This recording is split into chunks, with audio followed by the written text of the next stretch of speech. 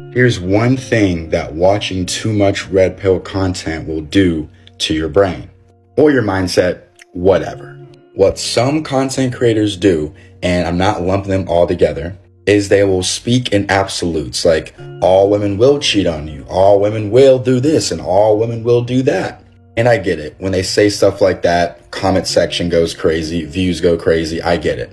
But for the younger men out there who are a bit more impressionable, if you go into a relationship with a girl with she will cheat, she will do me dirty, she will screw my best friend, you probably won't have the best relationship with her because you're going into it with a negative bias.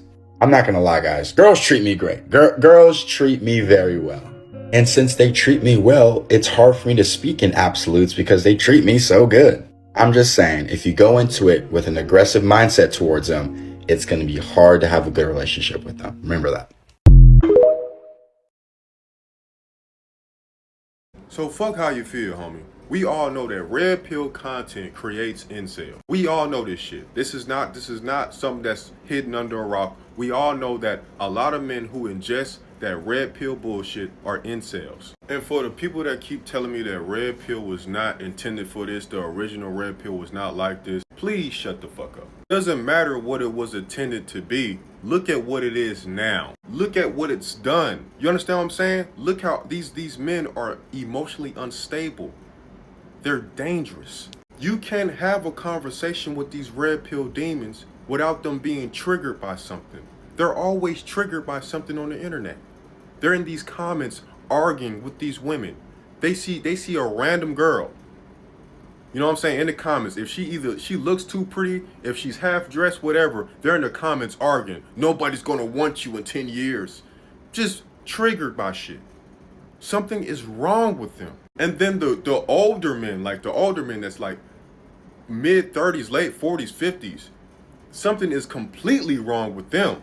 There's so many of them in that space. You know what I'm saying? So many men that have really taken on this red pill and it has really destroyed y'all. Y'all are fucked up. And then y'all are hypocrites because y'all are the ones paying for the OF models. Y'all are the ones buying hoes. Y'all are the ones buying sex. It is you guys. But for a group of men that just don't like promiscuous activity, y'all don't fuck with that shit at all. Y'all sure do fund that shit so much. Y'all put a lot of your hard-earned money into that industry. Y'all idolize women way too much. Your whole movement as far as red pill from when it started to now, I don't give a fuck, has been about women. It has been about women since the beginning because lame ass motherfuckers couldn't get them. So it's been the same thing. And the reason why it's so funny is because it still ain't working.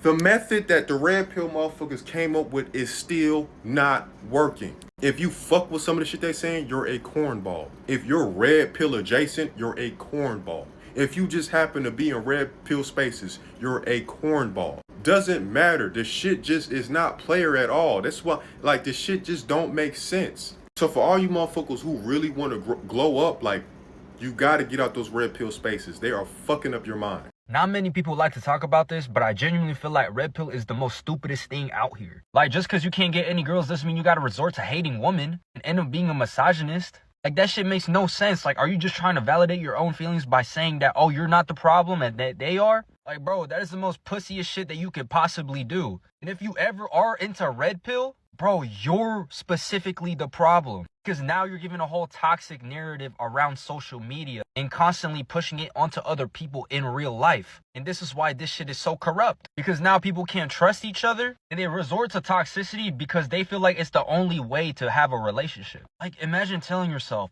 I hate women. Like, what the fuck? Like, that's some weird ass shit. Like, you do realize that your mother gave birth to you, right? You wouldn't be here because of her? What the fuck? Or just because a girl hurt you that badly doesn't mean that you gotta put it out onto other girls, thinking that they're gonna be the same way like that one girl that did you wrong. Just because you play this bad boy persona doesn't mean you're gonna attract more girls. Like, that's gonna grotesque your attraction to them even more, which keeps you at a constant cycle of you thinking that they're the problem and you're not. When in reality, you're just absolutely fucking delusional. The red pill tells you how to get the girl, but not how to keep her. They'll say things like, in order to get a girl, you need to be 6 feet tall, make 6 figures, and have a six-pack. They'll talk about setting up your life so you can become a high value man. They discuss women being desirable so long as they're young, have beauty, and have a low body count. Which, by the way, none of these indicate how viable you guys are as partners. I personally would hate to date a Miami Instagram model with millions of followers because we have very little in common. Finally, they'll talk about deal breakers and surefire ways to lose a woman, like crying in front of her. But I have yet to hear them talk about actually cultivating and building a deep relationship with someone once you actually do get the girl. They don't talk about defining boundaries except for insanely insecure takes like she can't have male friends or even she can't go on girls' nights out. Then even claim stuff like the man in the relationship should be able to sleep with multiple women. They don't talk about how to communicate effectively, especially when there's disagreements. Instead, they seem to believe that the man is always right, and even if you come to a compromise, that's somehow showing a sign of weakness.